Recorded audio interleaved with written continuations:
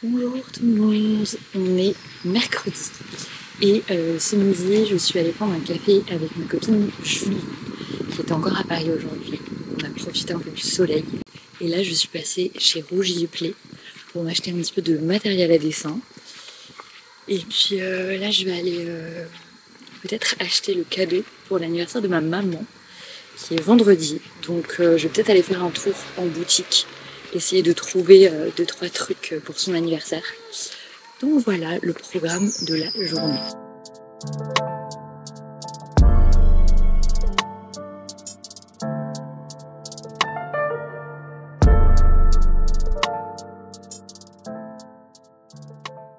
Bon, je suis trop contente parce que j'ai réservé hier mes billets d'avion pour aller à Copenhague. Donc je pars officiellement à Copenhague pendant 5 jours en solo trip. Ça va être mon premier voyage toute seule.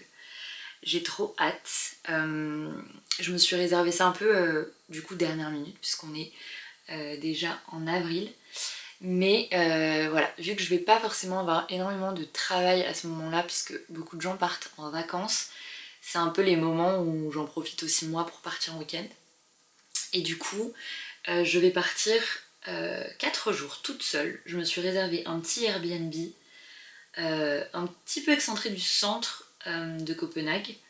Mais c'est dans une sorte de colocation où il y a plusieurs appartements, enfin il y a plusieurs chambres avec plusieurs personnes qui vivent dedans. Donc ça va être trop cool. Je sais pas trop encore ce que je vais faire, je vais essayer de programmer un peu mes vacances. Voilà, en fait j'y suis déjà allée moi l'été dernier, où j'y ai passé déjà 3 jours l'été dernier et j'avais adoré et c'est pour ça que j'y retourne cet été. Puisque en gros l'été dernier j'avais fait un road trip jusque à Stockholm. Donc j'étais passée par l'Allemagne, le Danemark et la Suède et j'étais allée jusqu'à Stockholm. Et honnêtement, ça a été ma ville préférée de tout le voyage. Donc voilà, j'ai eu envie d'y retourner. J'ai vraiment hâte d'y aller. Parce que là je vais être toute seule en plus, donc je vais pouvoir faire un petit peu tout ce que je veux faire, toutes les choses que j'aime faire en général. Sauf que là, je vais avoir tout le temps pour le faire, donc ça va être trop cool. J'espère juste qu'il va faire assez beau parce que j'y vais quand même qu'au mois de mai et je sais que c'est pas forcément non plus la meilleure période. Bon, après là-bas j'y vais pas pour le temps, on le sait, j'y étais au mois d'août l'année dernière et au mois d'août déjà c'était pas folichon, il a plu le 3/4 des vacances où on est parti, mais voilà, ça n'empêche en rien de passer un trop bon moment là-bas.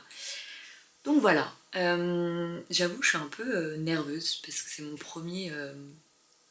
premier week-end solo où je prends l'avion toute seule. Alors j'ai déjà pris l'avion toute seule, mais là ça va vraiment, je prends l'avion, je vais à mon Airbnb toute seule, je reste sur place toute seule, je vais déjeuner, dîner, tout toute seule. Voilà, donc on verra bien comment ça va se passer. Mais je connais en plus une ou deux personnes là-bas, entre Copenhague et Malmö. J'aimerais bien les faire un petit tour à Malmö aussi, parce que c'est de l'autre côté du pont, donc c'est pas très loin. Et j'avais adoré aussi Malmö, donc voilà. Mais sinon, au niveau lecture, ces derniers temps, j'avoue que ça a été assez disparate. Enfin, j'ai pas passé beaucoup de temps à lire, parce que, bah en fait, j'ai pas eu de gros romans coup de cœur là depuis quelques temps. En fait, j'ai lu des petits livres, et j'adore les petits livres, hein, j'adore les histoires des petits livres. Mais c'est vrai que en général, j'affectionne plus les livres qui sont assez longs, qui durent genre 400-500 pages, où on reste au moins une semaine dedans. Parce que moi j'avoue que lire un livre et le lire en 2 jours, c'est pas forcément ce que je préfère, parce que je trouve qu'on n'a pas le temps de s'imprégner du bouquin. Et par exemple, il y a un auteur que j'aime beaucoup qui s'appelle Philippe Besson, qui écrit des romans qui sont géniaux. Mais en général, ces romans sont très courts, ils font genre 150, 200 pages, 250 peut-être. Mais c'est très court. Et en fait, je trouve que c'est trop peu pour vraiment se plonger dedans. Et je sais pas, je trouve que souvent c'est des livres que je lis et au bout de quelques temps je les oublie. Donc c'est un peu dommage. Bon, il y a eu le dernier roman dont je vous ai parlé la dernière fois que j'avais adoré et pour le coup celui-ci il était court. Donc voilà, mais là du coup en ce moment lecture c'est pas ouf, je suis pas à fond dedans. J'aimerais bien voilà, me retrouver un petit roman coup de cœur dans les prochains jours, prochaines semaines. Un truc qui me tient vraiment, qui me tient à cœur. Donc là je me prépare, je vais aller, puisque du coup hier je n'ai pas pu aller faire un tour à Beaugrenelle parce que il était trop tard déjà, il fallait que je rentre, etc. Donc là je vais aller faire un tour vers du coup Beaugrenelle et la rue du Commerce, parce qu'en général c'est là où il y a des petits trucs sympas. Voilà.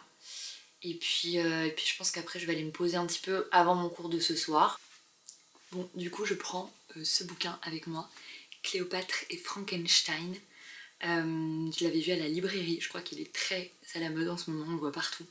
Mais moi je l'avais vu à la librairie et en fait ça fait genre, je sais pas combien de temps qu'il est dans ma bibliothèque et que je le lis pas. Mais il y avait une petite note du libraire dessus, donc en général quand il y a un petit commentaire du libraire, c'est que c'est un bon bouquin. Donc voilà, je lui donne sa chance, on verra ce que ça donne. Mais je l'emmène avec moi et du coup je vais aller lire ça aujourd'hui. Voilà.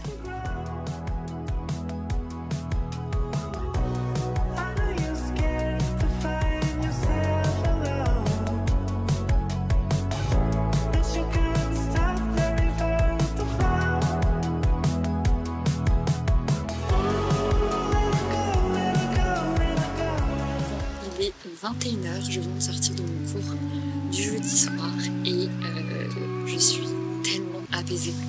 En fait, il faut savoir qu'à chaque fois que je sors d'un de mes cours, en général, je me sens hyper apaisée, je me sens hyper relaxée. Je sais pas pourquoi, mais en général, je me sens hyper détendue.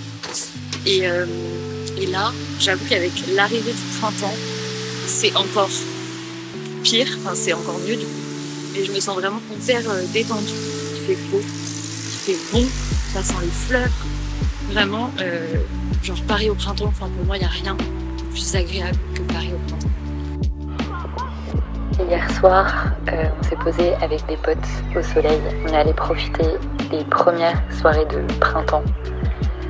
On était sur une péniche, sur les quais, il faisait trop beau, le soleil qui se couchait tard.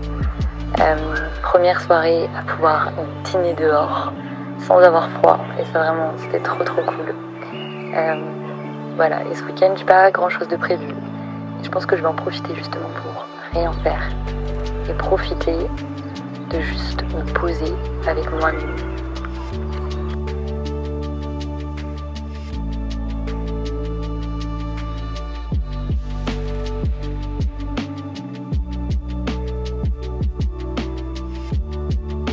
Aujourd'hui, on est samedi, il fait déjà 20 degrés alors qu'il est à peine midi. Et là, je suis posée au soleil sur une petite chaise en train de lire mon bouquin. C'est incroyable l'ambiance qu'il y a au Luxembourg l'été, enfin quand il commence à faire beau. Parce que tout le monde se promène, il y a plein de touristes. Et vraiment, si vous n'êtes pas habitué à vous promener au jardin du Luxembourg, je vous invite vraiment à le faire si vous êtes de passage à Paris ou si vous habitez à Paris. Prenez le temps de vous balader dans le jardin du Luxembourg, de faire le tour du jardin, dans tous ses recoins, parce qu'il est vraiment énorme et en fait je trouve qu'il y a vraiment des petits mondes un peu partout. Et vraiment prenez le temps, si un jour vous avez l'occasion de le faire, que ce soit seul ou avec quelqu'un, de vraiment essayer de visualiser un peu tous les endroits, d'aller regarder tous les recoins, les statues cachées, etc.